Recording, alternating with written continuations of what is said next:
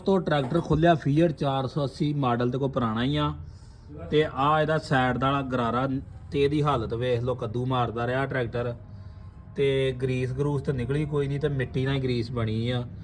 ਤੇ ਬਾਕੀ ਮੈਂ ਤੁਹਾਨੂੰ ਅੰਦਰੋਂ ਵੀ ਇਹਦੀ ਸੂਰਤ ਹਾਲ ਦਿਖਾ ਲਦਾ। ਤੋਬਾ ਤੋਬਾ ਹੋ ਗਈ ਪਈ ਅੱਜ ਤੇ। ਆ ਦੇਖੋ ਇੱਧਰ ਆ ਇਹਦੀ ਟੂਬ ਦਾ ਅਗਲਾ ਹੀ ਸਾਜੇ ਤੇ ਇਹ ਗਰੀਸ ਦੀ ਜਗ੍ਹਾ ਨਾ ਪ੍ਰੋਗਰਾਮ ਗਾਰੇ ਨਾਲ ਹੀ ਚੱਲਦਾ ਰਿਹਾ ਸਾਰਾ ਹੀ। ਉਹ ਦੇਖੋ ਥੱਲੇ ਗਾਰੇ ਦੇ ਉੱਤੇ ਨਾ ਕਿੱਦਾਂ ਦੰਦੇ ਛਪੇ ਨੇ। ਬਾਕੀ ਇਸ ਸਾਈਡ ਤੋਂ ਤੁਹਾਨੂੰ ਦਿਖਾਲਦੇ ਆ ਇਹਦੀਆਂ ਨਾ ਬ੍ਰੇਕਾਂ ਜਵਾਬ ਦੇ ਗਈਆਂ ਅਸੀਂ। ਆਹ ਦੇਖੋ ਆਹ ਪ੍ਰੋਗਰਾਮ ਚੈੱਕ ਕਰੋ ਅੰਦਰ ਤੇ ਇਹਦਾ ਮੇਰੇ ਹਿਸਾਬ ਨਾਲ ਜਦੋਂ ਅੰਦਰਲਾ ਹਿੱਸਾ ਖੁੱਲਣਾ ਅੰਦਰ ਵੀ ਬਹੁਤ ਬੁਰਾ ਹਾਲ ਹੋਣਾ। ਆਹ ਦੇਖੋ ਗਾਰਾ ਚੋਣ ਡਿਆ ਕਿੱਦਾਂ। ਤੇ ਭਾਈ ਜੇ ਸਾਡੀਆਂ ਕੰਪਨੀਆਂ ਕੱਖ ਨਹੀਂ ਕਰਕੇ ਦੇ ਰਹੀਆਂ ਜ਼ਿਮੀਂਦਾਰਾਂ ਨੂੰ ਤੇ ਜ਼ਿਮੀਂਦਾਰ ਵੀ ਅੱਲਾ ਦੀ ਸਪੁਰਦੀ ਚੱਲ ਰਹੇ ਆ। ਜਿੰਨਾ ਗੁਨਾਹਗਾਰ ਕੰਪਨੀਆਂ ਦੇ ਉਹਨੋਂ ਵੱਧ ਸਾਡੇ ਜ਼ਿਮੀਂਦਾਰ ਵੀ ਆ। ਆਹ ਵੇਖ ਲਓ ਜੀ ਹੁਣ ਇੱਥੇ ਹੁਣ ਕੰਪਨੀ ਨੂੰ ਬੰਦਾ ਕੀ ਕਹਿ ਸਕਦਾ। ਬਾਕੀ ਇਹਦੀ ਇੱਧਰਲੀ ਸਾਈਡ ਵੀ ਖੁੱਲਣ ਡਈ ਆ, ਖੁੱਲਦੀ ਤੇ ਵੀ ਤੁਹਾਨੂੰ ਦਿਖਾ ਦੇਗੇ ਇੱਧਰੋਂ ਕੀ ਨਿਕਲਦੇ ਆ।